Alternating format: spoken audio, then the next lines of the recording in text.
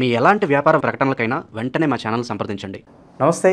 ఈరోజు మన స్టూడియోలో ప్రముఖ ఆధ్యాత్మికవేత్త, జ్యోతిష్య వాస్తు పండితులు, లలితాదేవి ఉపాసకులు బ్రహ్మశ్రీ నానాజీ పట్నాయక్ గారు ఉన్నారు. సో గురుగారితో మాట్లాడేద్దాం. నమస్కారం గురుగారు. శ్రీమాత్రే నమః. సో సెప్టెంబర్ మాసం విశేషంగా మీనరాశి వాళ్ళకి ఏ విధంగా కలిసి రాబోతుంది? అసలుకే ఏళ్ళనాటి శనిలో ఉన్నారు, దాని తాలూకా చంద్రగ్రహణం కూడా ఉంది.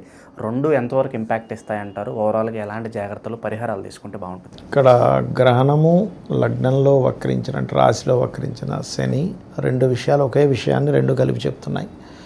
ఏంటంటే వ్యయాధిపతి రాశిలోకి వచ్చి వక్రించాడు శనివారికి. 12వ స్థానంలోనే గ్రహణం పడుతుంది. ఎప్పుడైనా 12వ స్థానంలో గ్రహణం పట్టేటప్పుడు చేసేటువంటి ఖర్చు, చేసే ఇన్వెస్ట్మెంట్, ఈ విషయాల్లో చాలా జాగ్రత్తగా ఉండాలి. కాకపోతే విదేశీ యోగాలు ఇవన్నీ కూడా కలిగిస్తుంది. కాకపోతే విదేశాలకు వెళ్ళినందుకు అక్కడ కొంత స్ట్రెస్ని ఇస్తూ ఉంటుంది. సో ఇన్వెస్ట్మెంట్ ఎక్కడ చేస్తున్నాము, ఇది అవసరమా, ఈ ఖర్చు తొందరపడి ఏమైనా డాబ్ కోసం చేస్తున్నామా, అవసరమై చేస్తున్నామా అని ఒక్కసారి పెన్ను పేపర్ తీసుకొని అనాలిసిస్ చేసుకుంటే మీకు ఖచ్చితంగా ఈ ఖర్చు విషయంలో అదుపు అనేటువంటిది వస్తుంది. అందులో ఎటువంటి సందేహం లేదు. ఇక ఫినాన్షియల్ మ్యాటర్స్ దగ్గరికి కనుక మనం వచ్చినట్లయితే ఇక్కడ ఈ గ్రహణ ప్రభావం అనేటువంటిది మొదటి వారం రోజులు కూడా, గ్రహణం అయిన వారం రోజులు కూడా కొంత ఫైనాన్స్ మీద ఎఫెక్ట్ చూపిస్తుంది. అంటే ఎవరికో డబ్బులు ఇచ్చి వాడు ఫ్రాడ్ చేశాడు, ఇలాంటివి ఫస్ట్ 1 వీక్ జాగ్రత్తగా ఉండాలి. తర్వాత పెద్ద ఇబ్బంది ఏం లేదు. కాకపోతే ఇన్వెస్ట్మెంట్స్ విషయంలో మాత్రం ప్రధానంగా జాగ్రత్త పడుతూ ఉండాలి. ఇక ఇన్సూరెన్సెస్ రిలేటెడ్ మనీ కొంత రావడానికి 2వ అధిపతి 8లో ఉన్నందుకు శుభుడే కదా, కాబట్టి అటువంటి ఫలితాలు వస్తాయంటే అది కార్ ఇన్సూరెన్స్, ఏదో ఒక ఇన్సూరెన్స్, ఏదో హాస్పిటలైజేషన్ అయిందా, ఏదైనా వీళ్ళకి రావడం అనేటువంటిది బలంగా చూపిస్తుంది. అయితే ఇక్కడ ఈ లగ్నంలో శని వక్రించి సప్తమంలో కుజుడు ఉన్నందుకు నన్ను అడిగితే కుజుడు మారే వరకు వివాహ సంబంధించిన విషయంలో, అంటే ఆల్మోస్ట్ సెప్టెంబర్ 14th మారుతున్నాడు. సో నన్ను అడిగితే ఈ మాసంలో సెప్టెంబర్ 14th వరకు వివాహ సంబంధించినటువంటి విషయాలలో ఎటువంటి నిర్ణయాలు తీసుకోకపోవడమే చాలా ఉత్తమం. ఇక వీళ్ళకి డ్రీమ్ హోమ్, డ్రీమ్ కార్, ఒక పొలము, ఒక తోట, ఒక ఎడ్యుకేషన్ పరంగా ఒక ఇది సాధించాలనుకునేటువంటి వారికి this is the right time. అంటే ఒక డేర్ చేయడానికి, ఒక స్టెప్ ముందుకు వేయడానికి. ఎప్పుడూ ఆగిపోయే బ్యాక్లాగ్స్ ఉన్నాయి, మళ్ళీ ఇప్పుడు నేను కంప్లీట్ చేస్తానంటూ ఉంటారు. ఇటువంటి వాటికి చాలా మంచి యోగం. అయితే ఇక్కడ 12వ స్థానంలో పంచమాధిపతి వెళ్ళి గ్రహణం పడుతుంది. పంచమం అంటే సంతానం. సో సంతానం ఆల్రెడీ గర్భవతులు మనకు చెప్తూ ఉంటారు, కొంచెం గర్భం దాల్చిన వాళ్ళు జాగ్రత్తగా ఉండాలని. ముఖ్యంగా తులారాశి వారు అండ్ మీనరాశి వారు జాగ్రత్తగా ఉండాలి. ఎందుకంటే తులారాశి వారికి ఏమో పంచమంలో గ్రహణం, మీనరాశి వారికి ఏమో పంచమాధిపతి గ్రహణం. సో పంచమం అంటే సంతానం. సో వీరు ఇంకాస్త అంటే వీళ్ళకి ఏమంటే కదలకూడదు అంటారు, పడుకోమంటారు, పడుకొని శుభ్రంగా జపం చేసుకోవచ్చు అని చెప్తాను నిద్రపోతూ. వాళ్ళకేం తప్పు లేదండి. అయితే వీళ్ళు ఎక్కువగా ఆ రోజు రాజరాజేశ్వరి అమ్మవారి ఆరాధన, దుర్గా జపం చేసుకోవడం చాలా మంచిది చెప్పాలంటే. కాకపోతే కొంచెం ఈ సెప్టెంబర్ 7th నుంచి ఒక 41 days ఐయుఐలు, ఐవీఎఫ్లు చేయించుకునేవారు 1కి 4 సార్లు కన్ఫామ్ అనుకుంటేనే ముందుకు వెళ్ళాలి. లేకపోతే ఏమవుతుందంటే అది ఫెయిల్యూర్ అవ్వడం. డబ్బులు పెద్ద విషయం కాదు, కానీ మానసికంగాను శారీరకంగా ఇబ్బంది పడతారు. అది ప్రధానంగా కొంచెం చూసుకోవాలి. అయితే వీళ్ళకి 17th నుంచి ఆల్మోస్ట్ రవి బుధులు ఇద్దరూ సప్తమంలో ఉంటారు. 15th ఏమో బుధుడు వస్తున్నాడు, దాని తర్వాత రవి వస్తున్నందుకు కొంచెం వీరి యొక్క జీవిత భాగస్వామికి ఎప్పటి నుంచో ప్రమోషన్ కోసం వెయిట్ చేసేటువంటి వారికి ప్రమోషన్స్ రావడము, లేదా జీవిత భాగస్వామి ఉద్యోగరీత్యా వేరే ఇతర రాష్ట్రాలకు కావచ్చు, ఇతర దేశాలకు కావచ్చు, వ్యాపారరీత్యా అనుకోండి, ఉద్యోగరీత్యా అనుకోండి, కొంచెం అది సపోర్టివ్గా ఆ యొక్క ఫలితాలు రావడము. మరియు బంధువర్గంలో వారితో ఏదైనా మెడికల్ రంగాలకు సంబంధించిన దాంట్లో వాళ్ళు కొంత పార్ట్నర్షిప్ కలుస్తానని, వీళ్ళకి కొంచెం చూడండి, కొంతమందికి ఒక 10 కోట్ల ప్రాజెక్టు, 5 కోట్లు ఉంటే 5 కోట్లు ఉండవు. అప్పుడు ఎవరైనా వాళ్ళు కలిసినప్పుడు వాళ్ళిద్దరూ కలిసి ఆ ప్రాజెక్ట్ కంప్లీట్ చేస్తారు. అలా ఎవరైనా మంచి అంటే మెడికల్ రంగాలు, లేకపోతే తండ్రి తరపు వాళ్ళు, తండ్రి ఏదైనా సపోర్ట్ చేస్తానని, లేదా బావమరిది, మామయ్యలు, ఇలాంటి వారి యొక్క సపోర్ట్ వీళ్ళ యొక్క బిజినెస్లో రావడము, ఇటువంటివి బలంగా చూపిస్తున్నాయి చెప్పాలంటే. అలాగే కొంతవరకు గవర్నమెంట్ జాబ్స్ కోసం వీళ్ళ జీవిత భాగస్వామి లేదా వీరు ప్రయత్నం చేసినట్లయితే గవర్నమెంట్ రిలేటెడ్, గవర్నమెంట్ అండర్టేకింగ్, ఇటువంటి ఉద్యోగ అవకాశాలకి చాలా చాలా చాలా బాగుంది చెప్పాలంటే. వ్యాపారస్తులకు ఏదైనా సూచన ఉందా? వ్యాపారస్తులకు ఇందాక నేను చెప్పినట్టుగా ఎవరైనా కలవడం, పార్ట్నర్షిప్గా కలవడానికి అనుకూలిస్తుంది. కాకపోతే 14 తర్వాత మంచిది, ఎందుకంటే 14 తర్వాతే మనకి ఎలాగో రవి బుధులు కూడా సప్తమంలోకి వస్తున్నారు. ఎందుకంటే 15కి బుధులు వస్తే 17వ తేదీ రవి వస్తున్నాడు, అదొకటి. కాకపోతే దానికంటే ముందు మాత్రం పార్ట్నర్షిప్స్ జోలికి వెళ్ళకపోవడమే మంచిది, ఎందుకంటే గ్రహణ ప్రభావం ఎంతైనా 12లో ఉంది.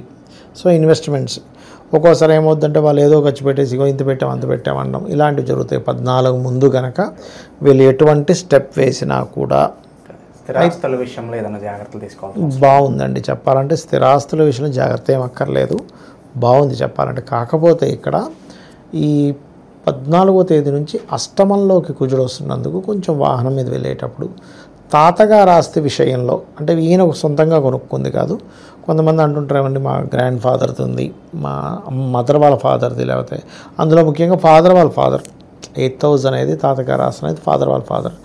మీకు మదర్ వాళ్ళ ఫాదర్ దగ్గరికి వచ్చేసరికి దాని కారకత్వం మారిపోతుంటుంది. కాబట్టి ఫాదర్ యొక్క ప్రాపర్టీ విషయంలో చిన్న చిన్న గొడవలు ఇలాంటివి చూపిస్తున్నాయి. ఎవడో కబ్జా చేసుకుంటా అనడం, దాని గురించి వీళ్ళు వెళ్ళడం, ఈ ఘర్షణ వాతావరణం చూపిస్తుంది. బట్ వీళ్ళు ఓన్గా ఏదైనా ఇన్వెస్ట్మెంట్ చేసుకోవడానికి, అంటే ఓన్గా ఏదైనా స్థలం కొనుక్కోవడానికి, అన్ని ఇన్వెస్ట్మెంట్స్ కాదు, ఓన్గా ఏదైనా స్థలం కొనుక్కోవడానికి మంచిదే, అంటే కొంటారు కూడా. కాకపోతే నన్ను అడిగితే బిజినెస్ ఇన్వెస్ట్మెంట్స్ ఇలాంటివి ఏవి కూడా మీరు ఈ గ్రహణం రోజు నుంచి 41 రోజులు పెట్టకపోవడం మంచిదని చెప్తా. ఇన్వెస్ట్మెంట్స్, శుభకార్యాల పరిస్థితి ఏంటి, ఆరోగ్యరీత్యా ఎలా ఉండబోతుంది? శుభకార్యాల్లో గృహప్రవేశాలకి, వివాహ సంబంధించిన విషయాలకి, కొత్త బిజినెస్ ప్రారంభించడానికి, ఉపనయన సంస్కారాలకు సంబంధించిన విషయాలకి వీళ్ళకి అనుకూలంగా ఉంది. ఎందుకంటే గురుబలం ఉంది చతుర్థంలో, అండ్ రవి బుధులు బుధాదిత్య యోగం సప్తమంలో ఉంది. సో ఇవన్నీ ఒక రకంగా చెప్పాలంటే మంచిదే. సో కొత్త పరిచయాలు ఏదన్నా ఉంటే వాళ్ళతో ఎలా మసలుకుంటే బాగుంటుంది అంటారు? కొత్త పరిచయాలంటే ఒకటేనండి, ఇక్కడ శుక్రుడు పంచమంలో ఉన్నాడు. ముఖ్యంగా స్త్రీ యొక్క పరిచయం మొదటి 15 రోజులు ఖచ్చితంగా జాగ్రత్తగా ఉండాలి. ఎందుకంటే ఇప్పుడు ఎలా ఉంటుందంటానండి, నాకు మొన్న ఒక క్లయింట్, అమ్మాయి ఫ్రెండ్లీగా మెదులుతుంది, ఈ అబ్బాయి ఇంకోటి అనేసుకొని టక్కన ఒక చనువు తీసుకున్నాడు, అది పెద్ద కేసు అయింది. ఎట్లా అయిపోయిందంటే ఆ అబ్బాయి గవర్నమెంట్ జాబ్. ఏమిటి సార్ అంటే, నేను ముందే చెప్పా, బాబు ఈ 3 నెలలు నువ్వు కొంచెం జాగ్రత్తగా ఉండంటే, చాలా క్లోజ్గా ఉందండి, మా ఆఫీస్కి వచ్చింది, ఏదో సహాయం అడిగితే నేను చేశాను, తర్వాత టక ఫోన్లో ఇద్దరం ఓ తెగ మెసేజ్లు చేసేసుకున్నాము, తర్వాత ఇంత మెసేజ్ చేస్తుంది అంత బాగానే ఉంది కదా అని నేను ఏదో కొంచెం ఇది చేశాను, అసలు నువ్వు ఇంతటోడు అలాగా ఇలాగా ఏదో ఫ్రెండ్లీగా మూవ్ అయితే ఇలా అనుకుంటావా అని వెళ్ళిపోయి మరి కేసు పెట్టేసింది నా మీద. మరి రోజు మెసేజ్లో ఈ లవ్ సింబల్స్ ఏంటంటే అది క్యాజువల్గా పెడతారు ఎవరైనా అంటుంది. అంటే చెప్తున్నా నేను మీకు, జనరల్గా పబ్లిక్కి తెలియాలి కదండి, ఇదేంటి మొత్తం లవ్ సింబల్స్ పెట్టింది పాపం అమ్మాయి. అంటే ఏదైనా ఒక మెసేజ్ పెట్టడం, మెసేజ్లో లాస్ట్లో లవ్ పెట్టడం, వీడికి ఏమనిపిస్తుంది, అరే అమ్మాయి ఏదో పాపం లవ్ చేస్తుందేమో అనే దాంతో ఒక స్టెప్ ముందుకు వేసాడు, అది పెంట అయిపోయింది అక్కడ. కాబట్టి శుక్రుడు ఎప్పుడైనా మీనలగ్నం వాళ్ళకి పంచమ స్థానంలో సంచరించేటప్పుడు అక్కడ అవతల వాళ్ళ వైపు నుంచి లవ్లా అనిపిస్తుంది, కానీ అది ఒక రాంగ్ స్టెప్ అవుతుంది. ప్రేమ విషయాల్లో కాకుండా ఇతర విషయాల్లో కూడా ఏదో అవకాశం మనం వెంటబడి వస్తుంది అనిపిస్తుంది, కానీ అక్కడే మోసపోయే అవకాశం ఏదో ఉంటుంది అక్కడ, అది ఖచ్చితంగా జాగ్రత్త పడాలి అలాంటివి. అంటే మన ఎఫర్ట్ లేకుండా ఎదురుగా ఏదన్నా వస్తే ఏదో డౌట్ పడాల్సిందే అంటారు. అలా కాదు, ఎఫర్ట్ లేకుండా వచ్చేది ఒక్కోసారి యోగం వల్ల వస్తుంది, కానీ ఎఫర్ట్ లేకుండా వచ్చినప్పుడు మనకి నిమిత్తాలు చెప్తాయి. అంటే చుట్టూ ఉండే ప్రకృతి అది వెళ్ళేటప్పుడు ఏదో ఆటంకం రావడం, లేకపోతే వెళ్తూ వాళ్ళకి ఫోన్ చేస్తుంటే కలవకపోవడం. నేను అడిగాను అప్పుడు ఆ అబ్బాయిని, నువ్వు పార్క్కి వెళ్ళారు యాక్చువల్గా ఇద్దరు, అక్కడ ఏదో కొంచెం ఇలా చేయడం చేస్తే ఏంటి ఇది అని గొడవ అయిపోయింది వాళ్ళిద్దరి మధ్య. ఏంటి అంటే కొంత ఈగో ఉంటుంది కదండి, ఏంటి ఇన్ని రోజులు లవ్ అది మెసేజ్ పెట్టావు అంటే నేను ఇప్పుడు చేశాను నేను ఎట్లా. ఇప్పుడు మరి అలాంటప్పుడు సినిమాలకి పార్కులకి తిరగడం ఎందుకు కదా. అంటే కొంతమందికి తెలియక ఫ్రెండ్లీ అనుకుంటారు కొంతమంది, కానీ అవతల వాళ్ళు అలాగే తీసుకోవాలని రూల్ లేదు కదా. అలాగా వచ్చినప్పుడు నేను అడిగాను, బాబు నువ్వు మరి వెళ్ళేటప్పుడు ఒక నిమిత్తం చెప్తుంది నీకు అంటే, అవును సార్ నా బండి స్టార్ట్ అవ్వలేదు సార్ అన్నాడు. బండి స్టార్ట్ అవ్వలేదు సార్, నేను మెకానిక్ని పిలిపించి మరి బండి స్టార్ట్ చేశాను, దాని తర్వాత అక్కడికి వెళ్ళిన తర్వాత ఆ అమ్మాయి ఫోన్ నాకు కలవలేదు, 2 సార్లు చెప్పింది ఇదేదో అవ్వబోతుందని, నేను వినిపించుకోలేదు సార్ అన్నాడు. అంటే ఆ వయసులో ఉన్నప్పుడు ఆ కోరిక ఉంటుంది చూసారా, అమ్మాయి ఏదో ప్రపోజ్ చేస్తుంది కదా ఒకవైపు మెసేజ్ల్లో, పార్క్ వచ్చేసింది, సినిమాకి కూడా వెళ్దామంటే సరే అన్నది, అంటే something is going good. So something ఎవరో లవర్ దొరకబోతుంది అనే ఒక ఫీల్ ఉంటుంది, కానీ అది ఇలా తిప్పి కొడుతుంది ఒక్కోసారి. సో అది జాగ్రత్తగా ఉండాలి. పంచమంలో ఎప్పుడైనా అండి, గోచారంలో కావచ్చు, వాళ్ళకి 5th లార్డ్ పాడైనా ఇలాంటి చేదు అనుభవం వాళ్ళకి జరుగుతుంది. సో అది చూసుకోవాలి. సో ఇలాంటి ప్రలోభాలకు గురి కాకుండా ఉండాలంటే, ఇంకా విశేషంగా మంచి ఫలితాలు రావాలంటే మీనరాశి వాళ్ళు ఎలాంటి పరిహారాలు చేస్తారు? శ్రీమాత్రే నమః. ఒకటి, దుర్గాదేవిని ఆరాధించడము. ఎందుకంటే ఇక్కడ పంచమాధిపతి వెళ్ళి ఇక్కడ గ్రహణం పడుతున్నాడు. పంచమం అంటే ప్రేమ, లవ్ అనేది ఇంట్లో కొంతమంది వాళ్ళ లైఫ్స్ కూడా తారుమారు అయిపోతాయి. సో చాలా జాగ్రత్తగా ఉండాలి. ఓవరాల్గా ఈ సెప్టెంబర్ మాసం మీనరాశి వాళ్ళకి ఏ విధంగా ఉండబోతుంది? మీ మాటలో చాలా బాగా వివరించారు. ధన్యవాదాలు. శ్రీమాత్రే నమః.